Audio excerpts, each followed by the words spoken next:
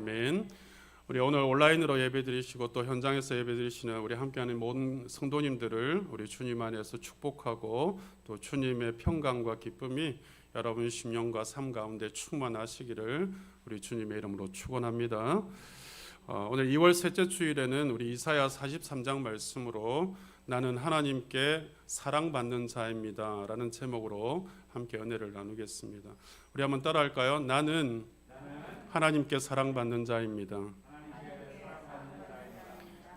오늘부터 우리가 시작해서 사순절을 맞이하게 되어지는데 주님의 고난을 기억하는 사순절이죠.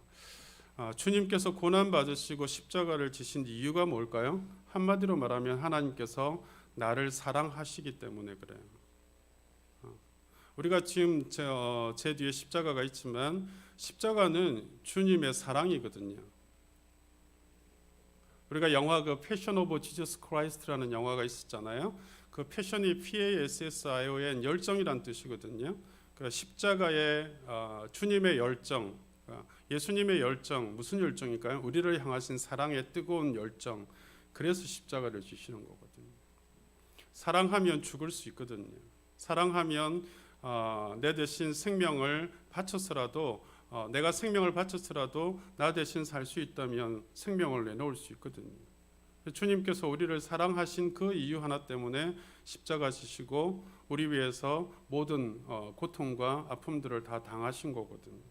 그러니까 주님이 이 땅에 오시고 십자가 지시고 속죄해 주심으로 말미암아 우리의 모든 죄를 자유케 해 주신 것, 이것이 주님의 고난을 기억하는 사순절의 참된 의미입니다. 그러니까 우리가 지금 사순절을 시작하는 오늘 주일날 제가 왜 이 말씀을 나누냐 하면 내가 주님 앞에 참 사랑받고 있구나, 그 십자가의 희생을 치르시기까지 주님께서 나를 사랑하셨구나 하는 것을 좀 더 가슴에 새길 필요가 있다라는 거죠. 우리가 신앙생활하면서 내가 주님께 사랑받고 있는 자라는 사실을 인식하지 못하고 그 사실에 대해서 감격하지 못하고 신앙생활하고 있다면 그 사람은 제대로 신앙생활하고 있는 게 아니에요. 신앙의 무늬만 가지고 있는 거지 신앙의 어떤 내용을 가지고 있는 자가 아니란 말이에요. 여러분 오늘 예배 드리면서 우리가 찬양을 했잖아요. 내 주님의 사랑에 메인바 되기를 원합니다. 내가 기쁨으로 주님의 그 기쁨의 땅에서 주님을 찬양하고 그 거룩한 땅에서 주님을 경배하기를 원합니다 라고 찬양했는데 정말 우리가 주님을 기뻐하면서 예배 드리고 있는가? 정말 주님을 기대하면서 예배 드리고 있는가? 이 성전에 달려나오고 아니면 온라인 예배를 드리면서 내가 얼마만큼 주님을 기뻐하고 얼마만큼 주님을 기대하면서 주 앞에 나아가고 있는가? 그게 그 사람이 주님을 향한 사랑인 거예요. 여러분 사랑하는 사람 앞에 서면 가슴이 설레이고 사랑하는 사람을 바라보면 기대가 되어지고 사랑하는 사람을 생각하면 만날 것에 대한 소망이 있는 거거든요. 여러분들이 예배를 드리면서 주님께 대한 그런 사랑의 마음이 뜨거움이 올라오지 않거나 그런 기대나 소망이 없다면 우리는 진정한 그리스도인인가 생각을 해보셔야 됩니다. 그래서 성경은 전체적으로 일관되게 하나님과 우리가 특별한 사랑의 관계에 있다는 것을 말씀해 주는 책이 성경이에요. 이 성경에서 일관되게 말씀하시는 우리에게 대한 하나님의 기본적인 약속은 뭐냐 하면 나는 너의 하나님이고 너는 내 자녀다라는 거예요. 너는 내 백성이라는 거예요. 성경의 가장 기본적인 약속이 그거예요. 나는 너의 하나님이고 너는 내 백성이다라는 거예요. 그래서 우리가 신앙 고백을 할 때에 여러분이 항상 제일 먼저 고백해야 되는 것이 하나님은 나의 하나님이십니다. 우리가 기도할 때 아버지라고 부르잖아요. 내 아버지라고 고백하잖아요. 나의 주여, 내 아버지여 고백하잖아요. 그 말은 뭐죠? 내가 하나님의 자녀입니다. 내가 하나님의 소유입니다. 하나님의 백성입니다 라는 고백이잖아요. 그러니까 하나님이 우리와 특별한 이런 관계를 가지고 계시기 때문에 나는 너의 하나님이고 너는 내 백성이고 내 자녀이므로 그래서 어떻게 한다는 거예요? 하나님이 항상 함께 하겠고 변함없이 사랑하겠고 내가 너를 지키고 인도하고 보호하겠다는 거예요. 왜요? 특별한 하나님의 사랑이 우리 안에 있으니까. 그게 하나님의 가장 기본적인 약속이고 그 내용이 다 성경이에요. 성경을 한마디로 여러분 성경을 꽉 짜서 누르면 한 단어가 나오는데 그게 사랑이에요. 사랑. 하나님의 사랑. 그게 구약 성경이고 그게 신약 성경이에요. 하나님의 사랑이 우리 가운데 어떻게 나타날 것인가에 대한 내용이 구약이고요. 신약은 그 사랑이 어떻게 나타난 바 되어졌다. 그게 신약이에요. 바로 예수 그리스도가 오실 것에 대한 예언이 구약이고 그 오실 것에 대한 예언의 약속이 이루어진 것이 신약이거든요. 그럼 신약의 맨 마지막 계시록이 뭡니까? 우리를 사랑하셔서 우리의 죄에서 완전하게 해방시켜 주시고 천국으로 인도하시는 그 주님의 약속이 이루어지는 주님의 다시 오심이 이루어지는 것. 그게 바로 여러분 계시록 마지막 예언이거든요. 그러니까 오늘 본문 말씀도 전형적인 그런 약속인 거예요. 너는 내 것이다. 나는 너의 하나님이다.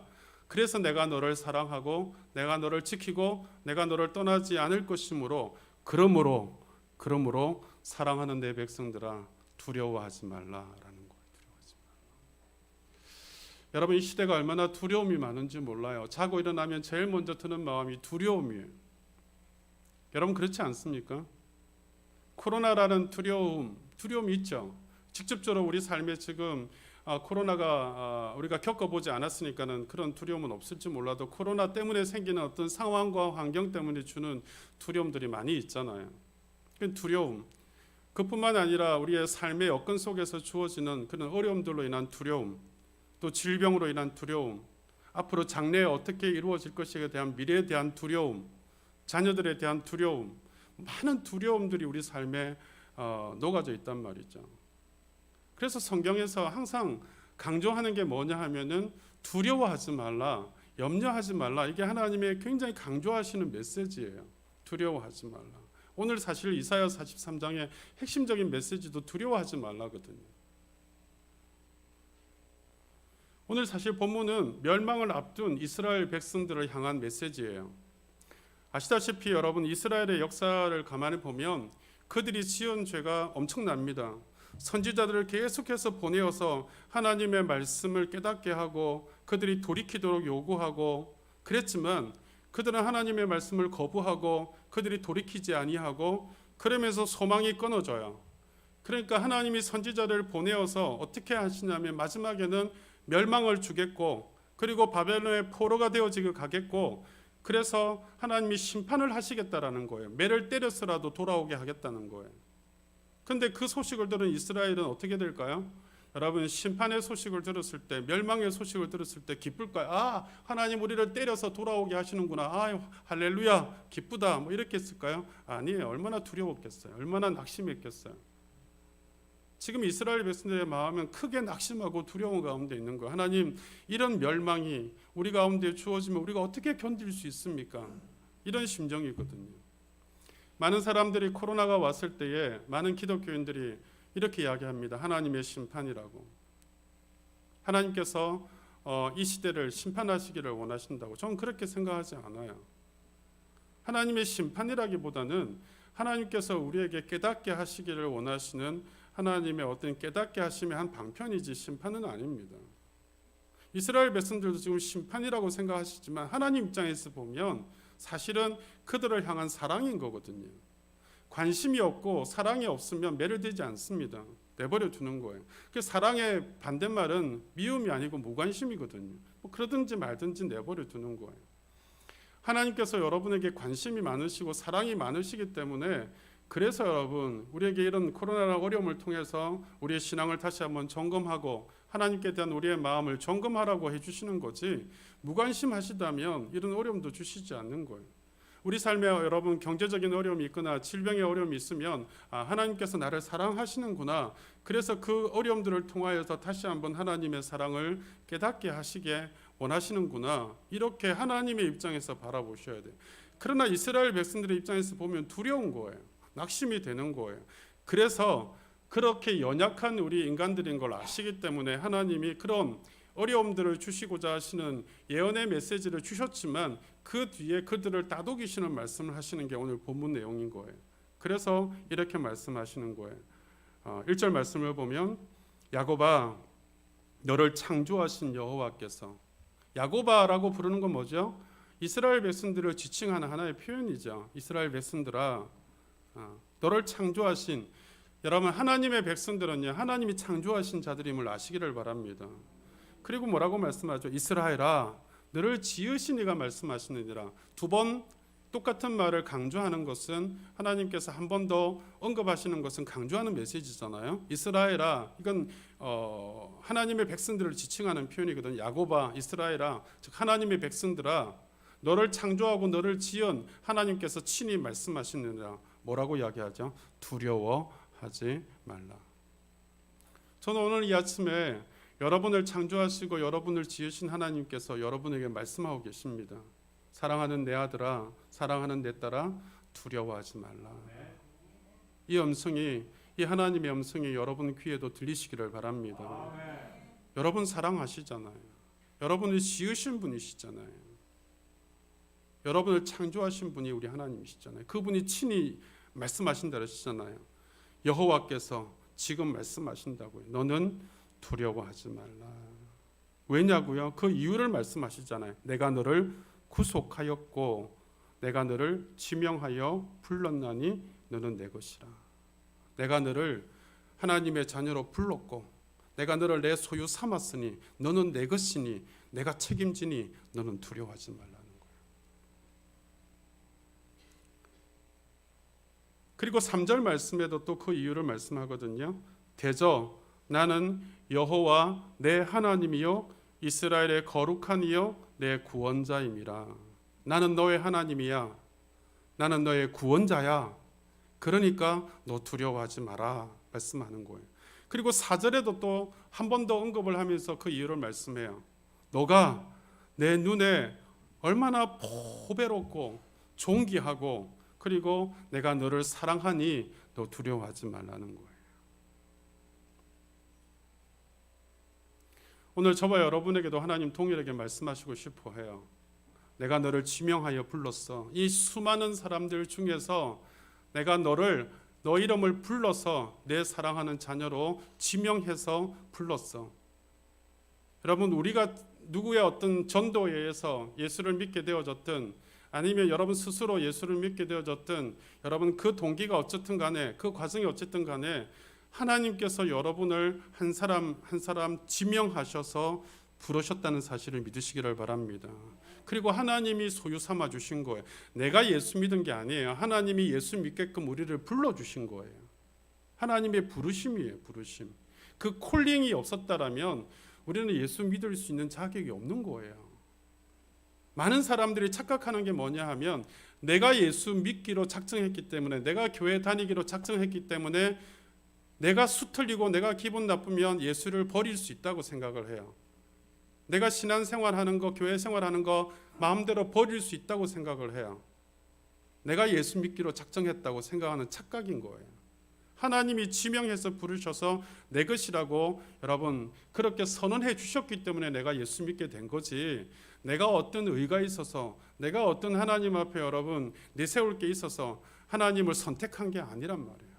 하나님이 나를 선택해 주신 거예요. 얼마나 귀합니까? 그리고 나는 너의 하나님이고 나는 너의 구원자다 말씀하시잖아요. 우리의 하나님 되어주시고 우리를 구원해 주시는 그 죄에서 구원해 주시고 삶의 어려움에서 구원해 주시고 마지막 천국 가게 구원해 주시는 우리의 구원자이시라는 거예요. 그러면서 내가 너를 보배롭게 여기고 내가 너를 존귀하게 여기고 내가 너를 사랑하였은즉 그러니 너는 두려워하지 말라는 거예요. 그러니까 여러분 우리가 두려워하는 근본적인 원인을 찾아보면 내가 하나님 앞에 소유되어진 바 되어진 것을 우리가 믿지 못하는 거예요. 다시 말하면 하나님이 내 삶을 책임진다는 걸 믿지 못하는 거예요. 여러분 제가 목자의 삶을 살잖아요. 인간적으로 볼 때는 여러분 제가 뭐 가진 게 있어요, 누리는 게 있어요, 뭐 소유한 게 있어요. 아무것도 보장이 없습니다. 그러나 여러분 저는 하나도 걱정하지 않아요. 왜냐하면 제가 하나님의 자녀인 것도 하나님이 책임져 주시는데 하나님의 종이니 하나님께서 책임져 주실 것에 대한 분명한 확신이 있거든요. 저는. 여러분 하나님의 자녀로 불러주신 것도 특권이잖아요. 근데 그 중에서도 뽑으셔서 하나님의 종으로 제가 선택한 게 아니거든요. 하나님이 종으로 불러주신 거거든요. 그 하나님이 책임지실 것에 대한 저는 분명한 믿음과 확신이 있기 때문에 저뿐만 아니라 저의 자녀들 그리고 제 가정까지 하나님께서 다 책임지실 것에 대한 확신이 있으니까 별로 그런 거에 대한 두려움이 없어요.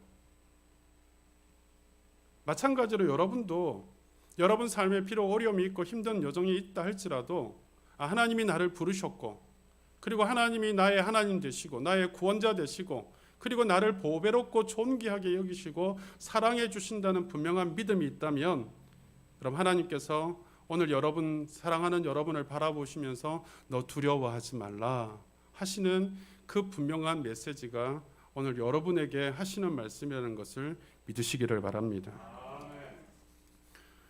여러분 사실은 이렇게 지금 말씀하고 있는 상황 가운데 이스라엘 백성들이 그러면 심판이 이루어지지 않고 극한 상황 가운데 빠지지 않냐 하면 그렇지 않아요.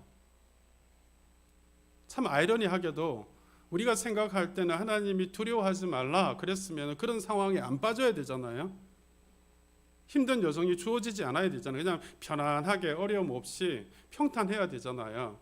근데 이스라엘 백성들은 지금 여전히 그들의 환경이 변화된 게 아니에요. 나라는 망하고 예루살렘은 불타고 예루살렘 성전은 다 무너지고 백성들은 다 포로로 끌려가게 되어지지만 그런 극한 상황이 온다 할지라도 하나님은 두려워하지 말라라고 말씀하고 있다는 사실이에요. 이게 여러분 우리가 생각하는 믿음과 하나님이 생각하는 믿음의 차이예요. 우리는 신앙생활하고 믿음 생활하고 주님을 바라보면 우리에게 항상 좋은 일만 일어나고 힘든 일은 일어나지 않아야 되고 형통한 일만 있어야 되고 불통한 일은 일어나지 않아야 되고 건강해야만 되고 병은 일어나지 않아야 되고 우리에게 주어지는 것들이 항상 생각하고 바라는 좋은 일들만 일어나야 된다고 생각하죠. 그러나 하나님이 보실 때에는 그렇지 않다는 사실이에요.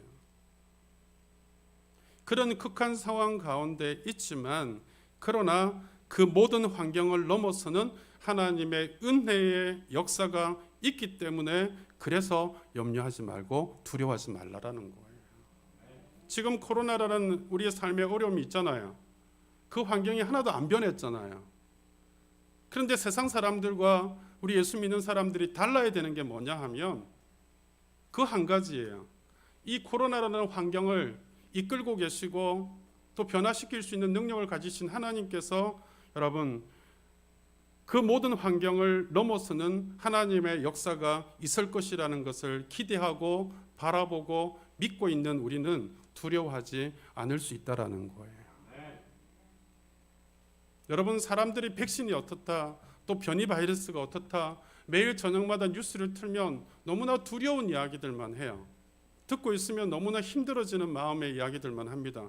그래서 저는 뉴스를 가능한 한 안 보려고 그래요. 왜냐하면 인간적인 마음들이 계속 들어오니까.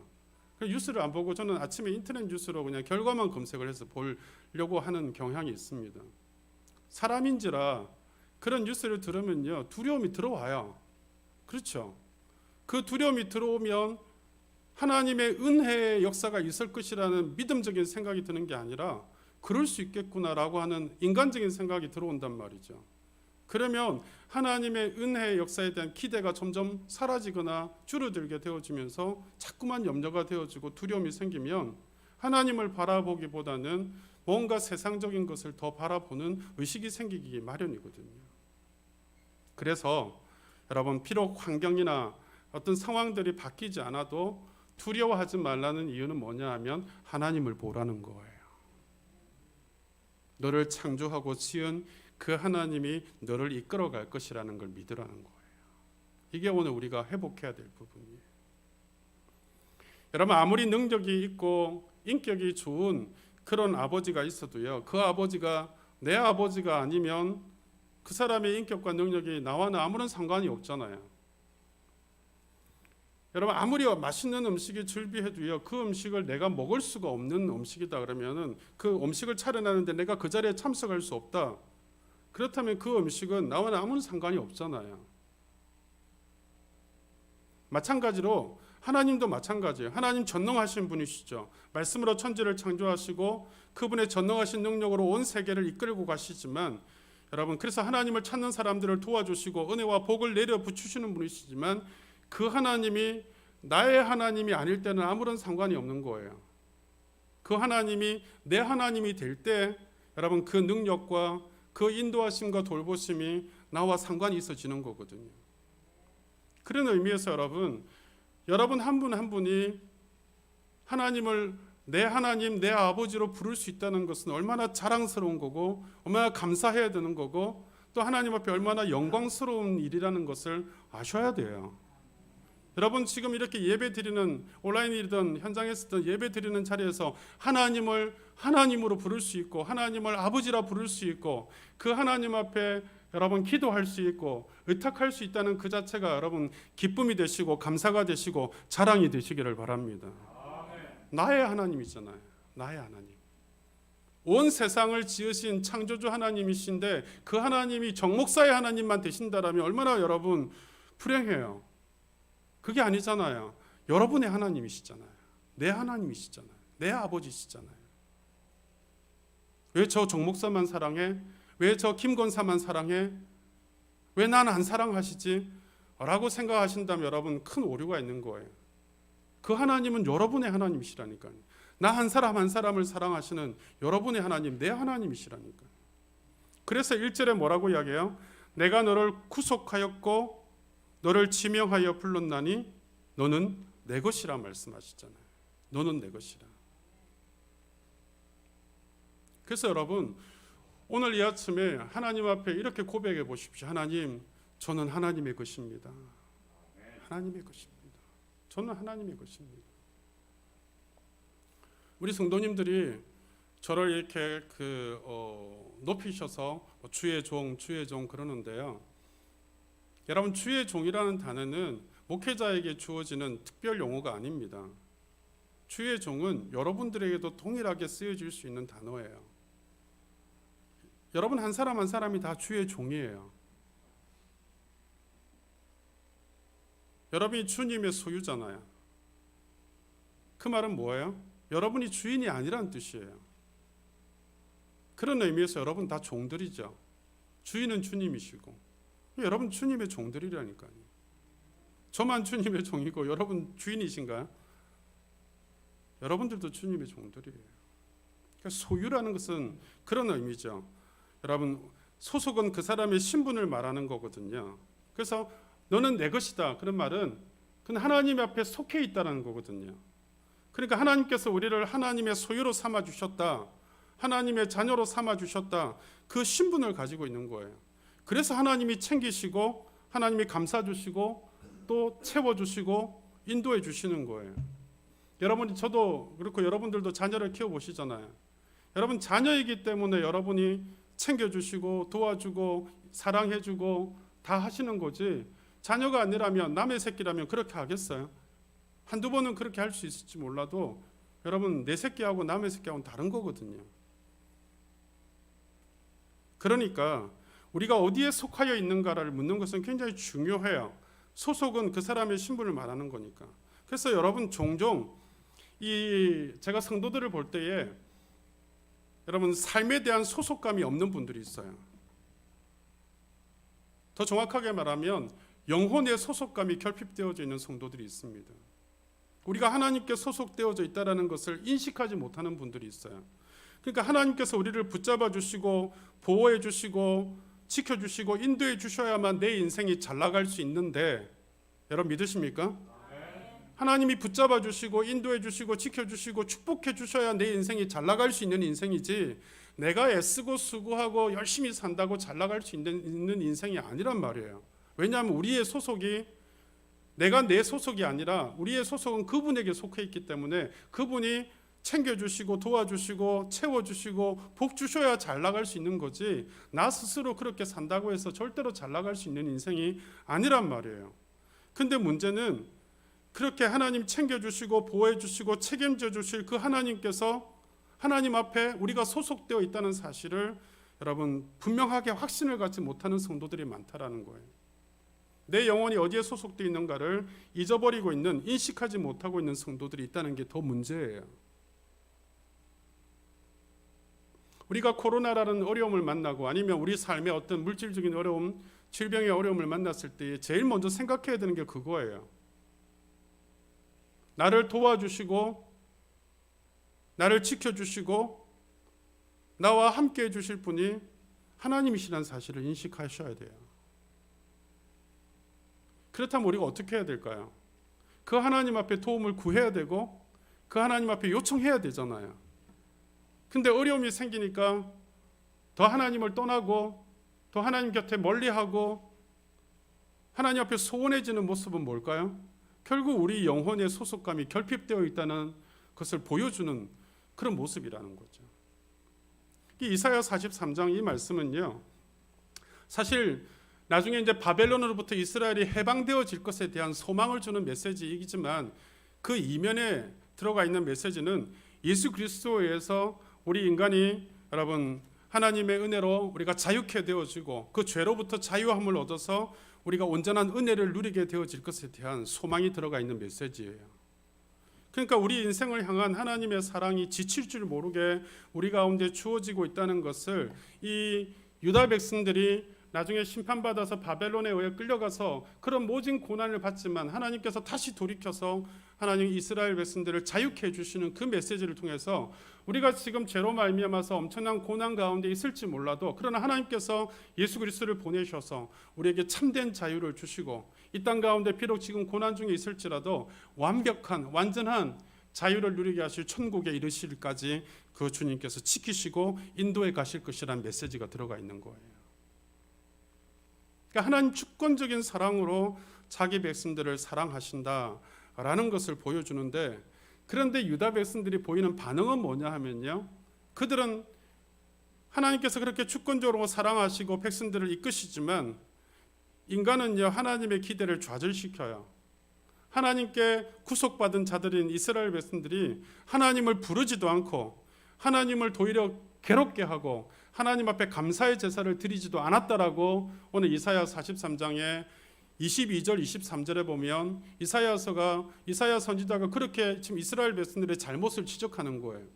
하나님 그렇게 사랑하고 그렇게 챙기고 그렇게 돌보신다고 무지무지 약속하고 계시고 인도해 오셨지만 우리 인간들은 하나님을 괴롭게 하고 하나님의 이름을 부르지도 아니하고 하나님께 감사의 제사를 드리지도 않았다라고 이야기해요. 성경에 뭐라고 기록하냐면 22절에 그러나 야곱아 너는 나를 부르지 아니하였고 이스라엘아 너는 나를 괴롭게 하였으며 내 번제의 양을 내게로 가져오지 아니하였고 내 제물로 나를 공경하지 아니하였느니라. 이게 이스라엘 백성들의 모습이고 우리 인간들의 모습이에요.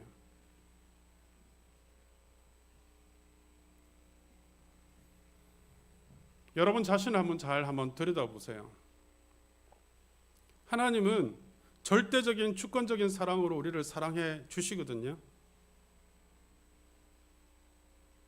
근데 우리는 여전히 하나님을 늘 부르지 않아요.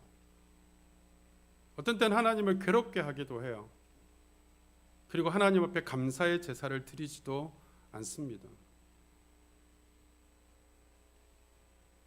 그게 이스라엘의 모습이고 우리 인간의 모습이에요. 근데 그럼에도 불구하고 참 감사한 것은 뭐냐 하면 하나님께서 그 백성들을 또 용서하시고 또 사랑하시겠다고 말씀하고 계신다라는 거예요. 왜냐하면 그분은 우리의 아버지이시기 때문에. 우리는 그분의 소유된 그분의 자녀이기 때문이라는 거예요. 여러분 자녀들이 잘못하면은 너 필요 없어 나가 라고 말은 하죠. 그렇지만 실제로 마음은 그런가요? 저도 너 필요 없어 나가라고 몇 번 내쫓은 적이 있습니다. 그러나 그렇게 말은 하지만 실상 마음은 그렇지 않죠. 안타까운 마음으로 돌이키라는 뜻으로 그렇게 말하지만 실상 그렇지 않단 말이죠. 여러분 주님은 우리가 사랑하는 자녀이기 때문에 때로는 여러분 어려움을 주시기도 하고 때로는 매를 대시기도 하시죠. 그러나 그 마음의 본질적인 것은 뭐죠? 우리에게 괴로움을 주시고 어려움을 주시고자 하시는 게 아니라 사랑하시는 마음이란 말이죠. 여러분 이처럼 성도가 인생 가운데 참으로 두려워하지 말아야 될 이유가 우리가 하나님의 것이라는 거예요. 너는 내 것이기에 내가 너의 삶을 책임지겠다는 약속이 있다라는 거예요. 그래서 우리가 우리 인생 여정을 살아가면서 제일 먼저 여러분 2021년도를 이제 구정이 지난주였으니까 새롭게 출발한다고 생각하고 올해를 살아가면서 우리 인생 여정 속에 가장 제일 먼저 확신해야 될 게 뭐냐 하면 여러분 나는 하나님의 것이다. 그래서 여러분 나는 하나님이 책임질 것이다. 이 믿음을 가지고 두려워하지 않는 여러분 되시기를 주님의 이름으로 축복합니다. 여러분 나는 하나님의 것이다. 이걸 알면 하나님의 것에 대한 특권이 있다는 걸 아셔야 돼요. 여러분 너는 내 것이다 라고 말씀하신 하나님께서 너는 내 것이다 라고만 말씀하지 않으시고 내 것이기 때문에 주어지는 특권에 대한 이야기도 한단 말이죠. 그게 뭐냐 하면 세 가지가 주어져요. 임마누엘의 축복과 보배롭고 존귀하게 만드시겠다는 축복이에요. 여러분 오늘 본문 2절에 보세요. 너가 물 가운데로 지날 때에 내가 너와 함께 할 것이라 라고 이야기하죠. 내가 물 가운데로 지날 때에 내가 너와 함께 할 것이라. 여러분 함께 한다는 뜻이 뭐예요? 임마누엘이잖아요. 임마누엘. 예수님의 이름이 두 가지잖아요. 예수 그리스도가 무슨 뜻이죠? 그 백성을 그 죄에서 구원할 자라는 뜻이 있고 또 하나의 예수님의 이름이 뭐죠? 임마누엘. 백성들과 함께 하신다는 뜻이잖아요. 그러니까 여러분 너는 내 것이다 라고 우리를 지칭해서 부르신 그 부르심에 대한 특권이 주어지는데 그게 뭐냐면 함께 하시겠다는 거예요. 함께 하시겠다. 오늘 하나님이 여러분과 함께 하고 있다는 사실을 믿으십니까? 근데 많은 성도들이 나 홀로 살아가고 있다는 의식을 가지고 살아가요. 내가 내 삶에 대해서 책임져야 되고 내가 내 삶에 대해서 염려해야 되고 내가 내 삶에 대해서 이끌어가야 되고 내가 내 삶을 어떻게든 살아가야 된다라고 하는 의식이 있단 말이죠. 물론 내가 수고해야 되고 내가 열심히 살아야 됩니다만은 그 이면에 제일 먼저 가져야 되는 것이 하나님이 나와 함께 하시는구나. 이것에 대한 분명한 믿음이 있으셔야 돼요. 여러분 오늘 아침에 여러분이 하나님의 것이란 것을 믿으신다면 하나님이 함께 하실 것에 대한 믿음도 있으시기를 바랍니다. 이 확신이 있으셔야 돼요. 2021년도에 하나님 나는 하나님의 것입니다. 하나님이 책임져 줄 줄 믿습니다. 이 확신이 있습니다. 그러므로 나는 하나님이 함께 하실 줄 믿습니다. 그래서 예수님께서 여러분 마지막 승천하시면서 제자들에게 남기신 말씀이 뭐예요? 볼지어다 내가 세상 끝날까지 너희와 항상 함께 있으리라 하신 거 아니에요. 이 약속이 오늘 우리에게 주어지는 약속이란 말이에요. 근데 2절을 주의 깊게 살펴보면요 하나님의 깊으신 뜻이 담겨져 있어요. 그 다음 주어지는 말씀이 뭐예요? 강을 건널 때에 물이 너를 침몰하지 못할 것이며 내가 불 가운데로 지날 때에 타지도 아니할 것이요 불꽃이 너를 사르지도 못할 것이라. 여러분 하나님은 예수 믿는 우리들에게 물속으로 지나가지 않는다라고 말하지 않아요. 강을 건널 이유가 없다라고 말씀하지 않아요. 하나님 믿기 때문에 예수님 믿기 때문에 불이 내 곁으로 오지 않을 것이다 그렇게 말씀하지 않아요. 열심히 믿는데도 불구하고 물을 지날 때가 있고 신앙생활을 하다 보면 강을 건너는 어려움도 있고 열심히 교회를 위해서 헌신을 함에도 불구하고 수고함에도 불구하고 불 가운데로 지나는 고통도 있다라고 이야기한단 말이에요. 제가 아까 말씀드렸잖아요. 내가 생각하는 믿음과 하나님이 생각하는 믿음이 다르다고요. 내가 보는 관점과 하나님 보는 관점이 달라요. 더 자세한 이야기는 수요일 날 할 거예요. 하나님이 원하시는 믿음은 그게 이번 주 수요일 날 말씀이에요. 여러분 하나님이 보는 관점과 내가 보는 관점이 다른 거예요. 내가 보는 관점은 하나님 내가 이렇게 신앙생활 잘하고 믿음생활 잘하고 교회를 잘 섬겼으면 물도 안 지나야 되고 불도 안 지나야 되고 그런 고통이 없어야 된다고 생각하지만 하나님 그렇게 말씀하지 않으신다라는 거예요. 우리가 신앙생활 잘해도 물도 지나고 불도 지날 수 있다라는 거예요. 그런데 하나님의 소유된 백성에게 주어지는 약속이 뭐예요? 내가 너와 함께 하겠다는 거예요.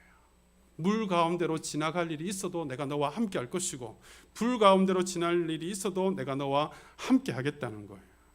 우리 인생길에 풍랑이 일고 불꽃이 나를 삼키는 고난이 있다 할지라도 하늘과 땅을 창조하고 너를 창조한 하나님께서 내가 너와 함께 한다면 무엇이 두렵겠느냐라는 뜻이에요.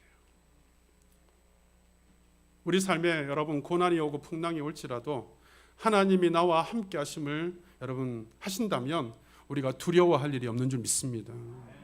그러니까 여러분, 하나님 내 삶에 고난이 없어지기를 원합니다, 풍랑이 없어지기를 원합니다 라고 기도하지 마시고요, 하나님이 고난 속에 풍랑 속에 하나님 함께 하심을 믿고 그 하나님 의지하여서 넘어갈 수 있게 하고 이겨나갈 수 있게 하여 주옵소서 기도하시기를 바랍니다.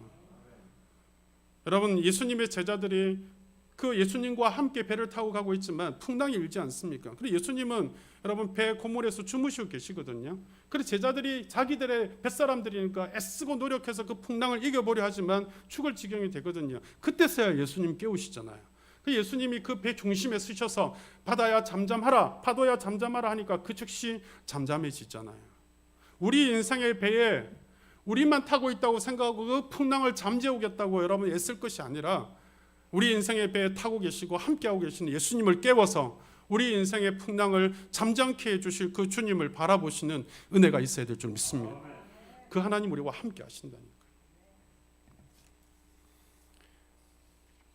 그리고 본문 2절에 보면은 물이 너를 침몰하지 못할 것이며 불 가운데로 행할 때 타지도 않을 것이고 불꽃이 너를 사르지도 못하리니 하는 것은 이미 성경에 이루어져 있습니다.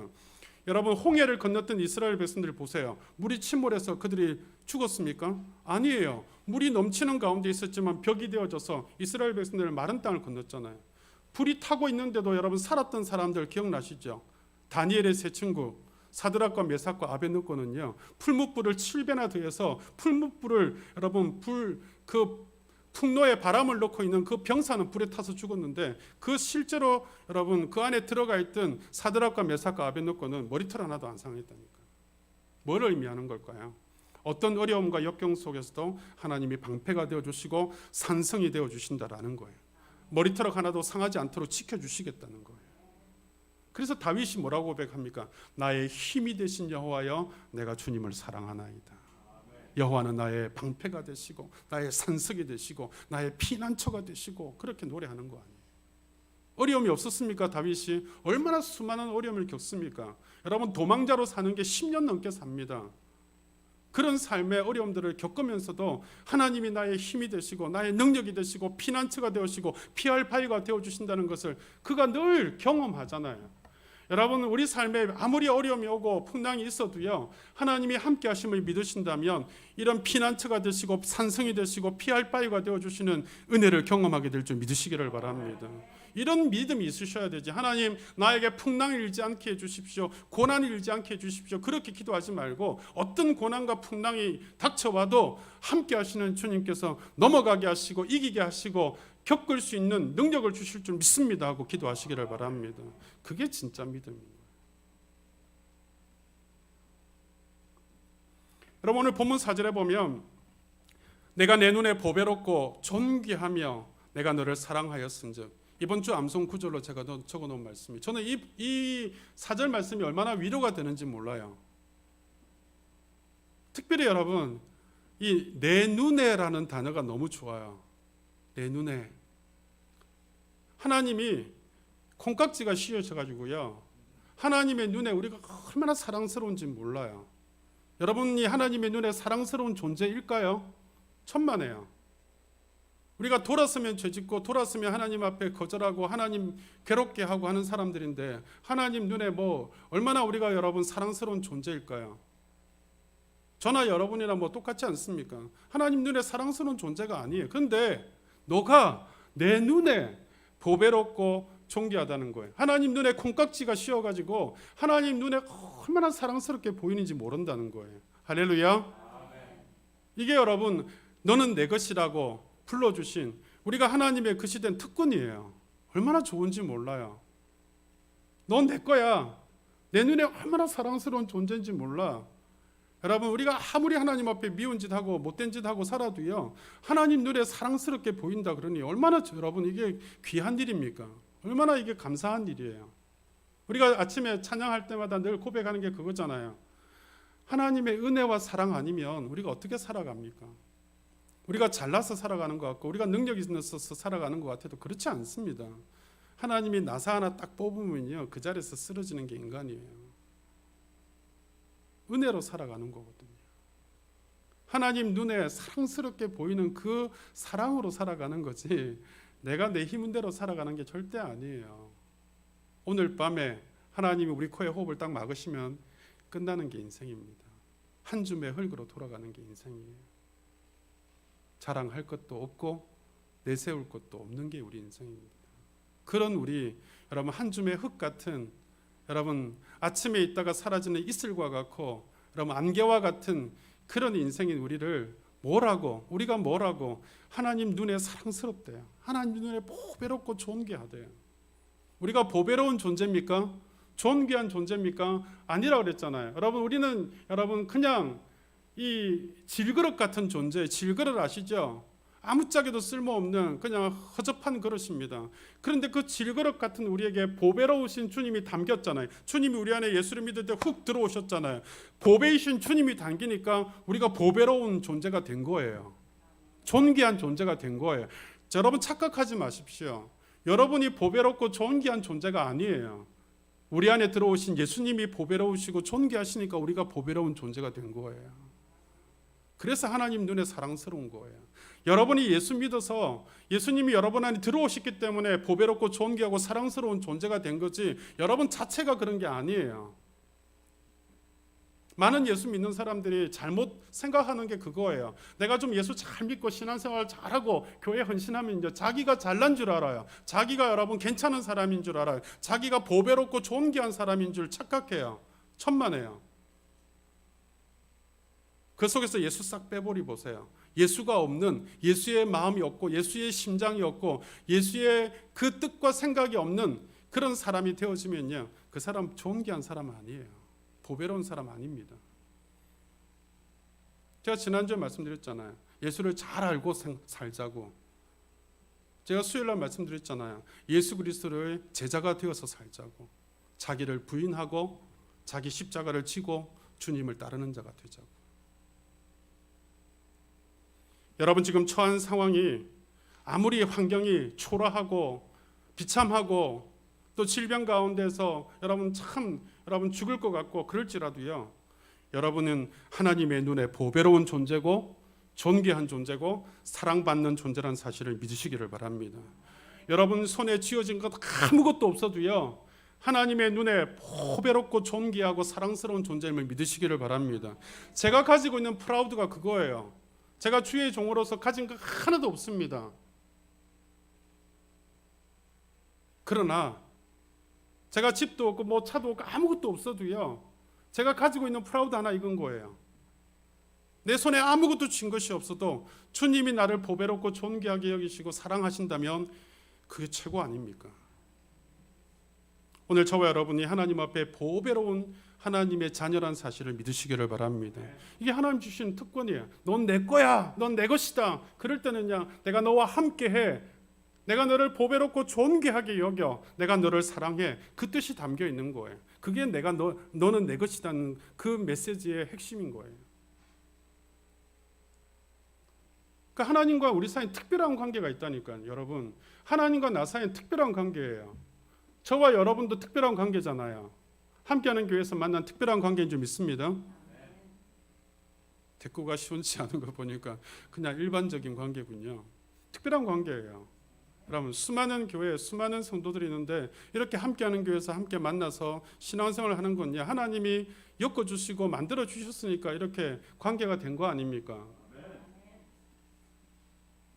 이것도 특별한 관계인데 가족도 특별한 관계죠. 근데 여러분, 하나님과 엮어졌다. 이건 엄청난 특별한 관계 아닙니까? 우리가 어떻게 하나님과 엮여줄 수 있습니까? 그러니까 엄청난 특별한 관계. 그것도 하나님이 넌 내 자녀다, 넌 내 것이다 라고 지명해서 불렀다 그러잖아요. 이거 엄청난 특별한 관계거든요. 그래서 제가 전에 그런 이야기 했잖아요. 다른 건 몰라도 여러분이 하나님의 상속자라는 사실을 좀 생각하고 인식했으면 좋겠다고. 여러분, 상속이란 단어 좋아하시잖아요.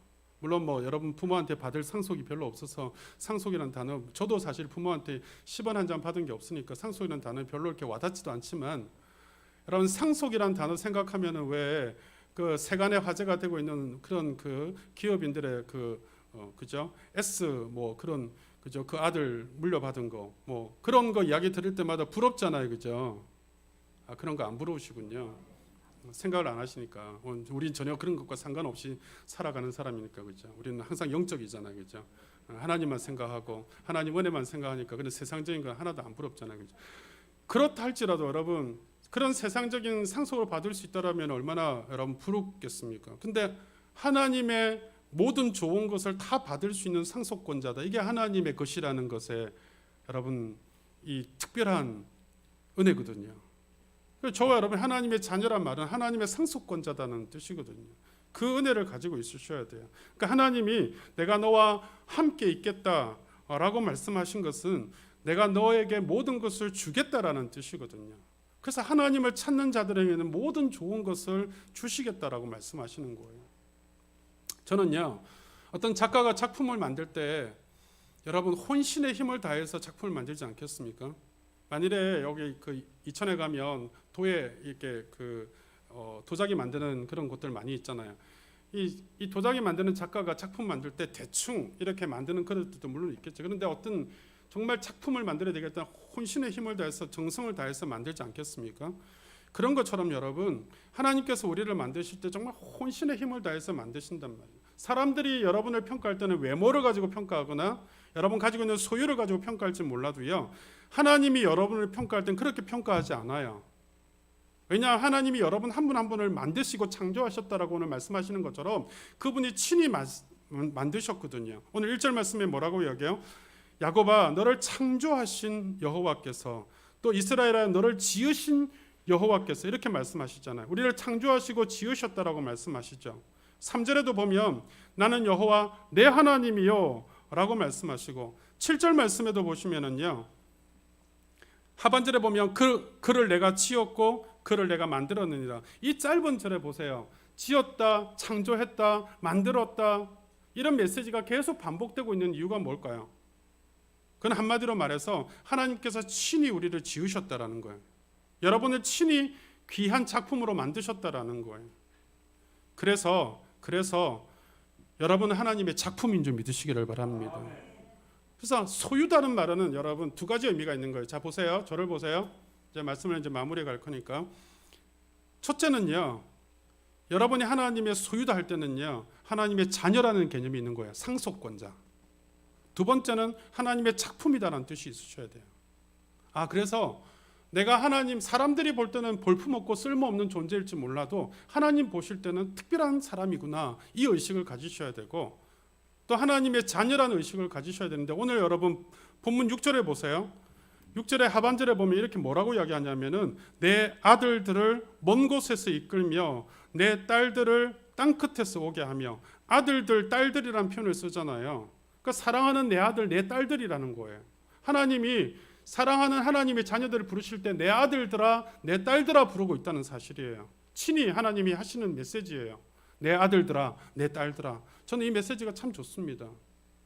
여러분을 향해서도 오늘 그렇게 말씀하는 거예요. 사랑하는 내 아들아, 사랑하는 내 딸아, 이렇게 부르신단 말이에요. 그래서 여러분이 내 아버지라고 부를 수 있는 거예요. 그래서 4절에 뭐라고요? 보배롭고 존귀하게 여기고 사랑하신다는 거예요. 여러분, 아들, 딸들이기 때문에 특별히 관심을 기울이고 특별히 애착을 가지고 특별히 사랑하는 거예요. 여러분이 잘나고 못나고가 아니에요. 여러분이 하나님의 아들, 딸들이기 때문에 관심이 있고 사랑이 있고 애착이 있는 거예요. 여러분, 자녀를 돈으로 계산할 수 있습니까? 못하는 거예요.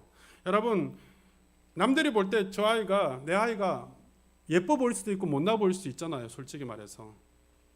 그죠? 남의 아이를 볼 때 예뻐 보일 수도 있지만 못나 보일 수도 있거든요. 근데 자기 엄마가 자기 아이를 볼 때는 무조건 예쁜 거예요. 왜요? 내 아이니까. 나하고 특별한 관계 있으니까. 그러니까 하나님과 우리 사이의 관계도 마찬가지예요. 사람들이 나를 뭐라 그런지 간에 하나님 보실 때는 사랑스러운 아들일 뿐인 거예요. 사랑스러운 딸들일 뿐인 거예요. 여러분, 그런 프라우드가 있으셔야 돼요. 세상 사람들이 여러분에게 뭐라고 하든지 간에 하나님이 여러분을 보실 때는 하나님 앞에 사랑받는 내 아들, 내 딸들임을 믿으시기를 바랍니다. 여러분, 우리가 인생을 살아가다 보면 환난과 고난이 많이 있잖아요. 제가 고난과 환난이 뭔지를 이야기했잖아요. 고난은 예측할 수 있는 가운데 주어지는 게 고난이에요. 환난은 예측하지 못하는 가운데 갑작스럽게 들이닥치는 어려움이 환난입니다. 고난이 있을 수도 있고 환난이 있을 수도 있습니다. 그러면 여러분 곁에 있는 사람들은요, 다 떠납니다. 하나님은 가까이 오시고 함께 하시고 여러분을 보호하시고 구원하시는 거예요. 왜냐하면 여러분, 자식이 어려울 때는요, 친구들은 떠나고 주변 사람들은 떠나도 절대 부모는 안 떠납니다. 그거와 똑같은 거예요. 하나님은 여러분의 아버지시기 때문에 여러분을 지키시고 함께 하시고 여러분을 사랑하신다는 사실을 믿으십시오. 2021년도에 우리의 삶에 여러분, 물을 지나가야 되고 불을 지나가야 될 때도 있습니다. 그럴지라도 내 주변의 사람은 다 떠나간지 몰라도 하나님은 절대로 여러분 떠나지 않으시고 지키시고 보호하시고 함께 하시고 사랑하신다는 사실을 믿으시기를 바랍니다. 금년 한 해 내내 여러분이 아무리 힘들고 지쳐도 나는 너의 하나님이라, 너는 내 것이다 하시는 하나님의 음성을 들으시고 하나님 앞에 나는 사랑받는 자임을 분명히 깨닫고 그 확신으로 이겨나가시고 또 넘어가시고 여러분 승리하는, 여러분 두려워하지 않는, 낙심하지 않는 저와 여러분 되시기를 주님의 이름으로 축원합니다. 한번 따라합시다. 나는 하나님께 사랑받는 자입니다. 믿으시기를 바랍니다. 기도하십시다. 우리 시간 기도하실 때 하나님 앞에, 하나님, 나는 너의 하나님이라, 너는 내 것이다 하시는 하나님의 음성이요, 오늘 이 아침에 내게 다시 들려지게 하여 주옵소서. 내가 하나님 앞에 참 사랑받는 자요, 내가 하나님 앞에 보배롭고 존귀한 자임을 깨닫게 하여 주시옵소서. 그래서 하나님, 어떤 삶이 힘이 들고 어렵고 지칠지라도 낙심하지 않게 하시고 두려워하지 않게 하시고 담대하게 살아가는 하나님의 사람 되게 하소서. 주님 앞에 함께 믿음으로 간구하며 기도하십시다. 살아계신 아버지 하나님, 오늘 이 아침에 너는 내 것이라, 나는 너의 하나님이 되리라 말씀하시는 주님의 음성을 듣게 하여 주시기를 원합니다. 우리가 아무리 힘이 들고 지칠지라도 하나님 앞에 사랑받고 있는 자임을 깨닫게 하여 주셔서 하나님 앞에 보배롭고 존귀한 하나님 눈에 그런 사람임을 깨닫게 하여 주셔서 하나님 힘을 내게 하여 주시고 용기를 내게 하여 주시고 다시금 일어서게 하여 주시고 하나님 바라볼 수 있는 믿음의 성도를 되게 하여 주시기를 원합니다.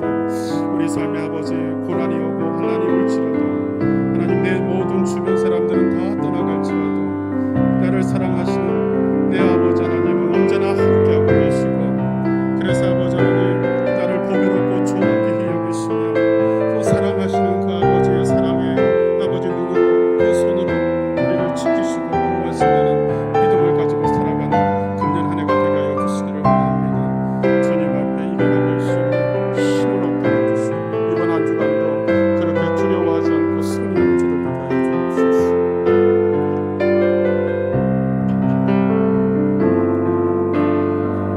힘들고 지쳐 낭망하고 넘어져 일어날 힘 전혀 없을 때에 조용히 다가와 손잡아 주시며 나에게 말씀하시네. 나에게 실망하며 나 자신 연약해 고통 속에 눈물 흘릴 때에 못자국 난 그 손길 눈물 닦아주시며 나에게 말씀하시네. 나에게 말씀, 너는 내 아들이라, 나는 너의 하나님이 됨이니라. 너는 내 아들이라. 오늘날 내가 너를 낳도다. 너는 내 아들이라. 나의 사랑하는 내 아들이라. 힘들고 지쳐 낭만하고 넘어질 때에, 힘들고 지쳐 낭망하고 넘어져 일어날 힘 전혀 없을 때에 조용히 다가와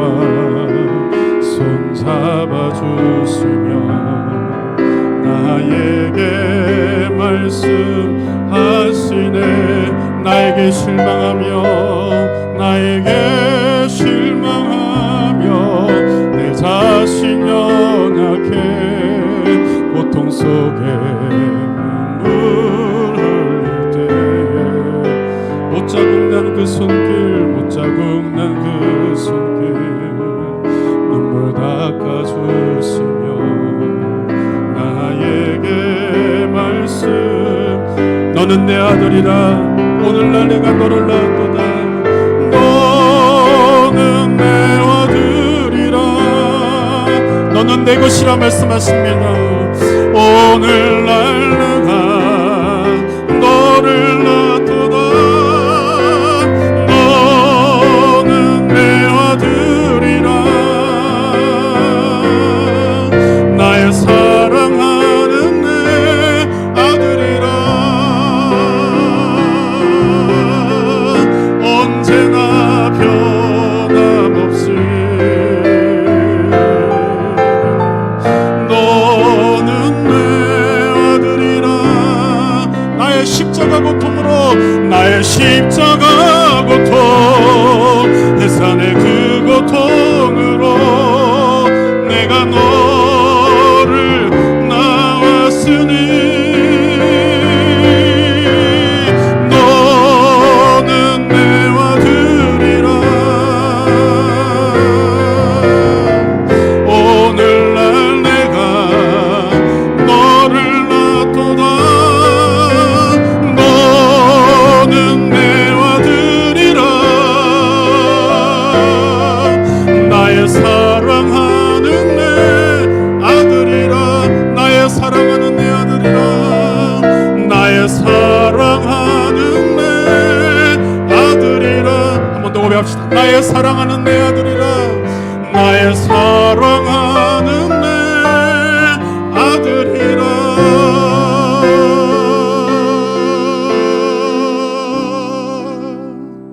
하나님 그렇습니다. 오늘 내 아들아 내 딸들아 부르시고 너가 내 눈에 얼마나 보배롭고 존귀하고 사랑하는 줄 아느냐. 나는 너의 하나님이 되고 너는 내 것이 됨을 알고 내가 너와 함께함을 알고 비록 내 삶이 힘이 들고 지칠지라도 낙심하지 말고 두려워하지 말 것은 내가 너의 하나님이 됨이니라 하시는 그 말씀을 오늘 이 가슴에 새기고 2021년 이 한 해를 살아갈 때에 하나님 우리가 힘을 얻게 하시고 용기를 내게 하시고 절대로 낙심하거나 두려워하지 않게 해주시고 나의 하나님 됨을 기억하고 내가 주님의 것임을 기억하고 함께 하시는 임마누엘 주님으로 말미암아 능히 이기고 남을 수 있는 귀한 믿음의 은혜가 있게 하여 주시옵소서. 예수님 이름으로 기도하옵나이다. 아멘.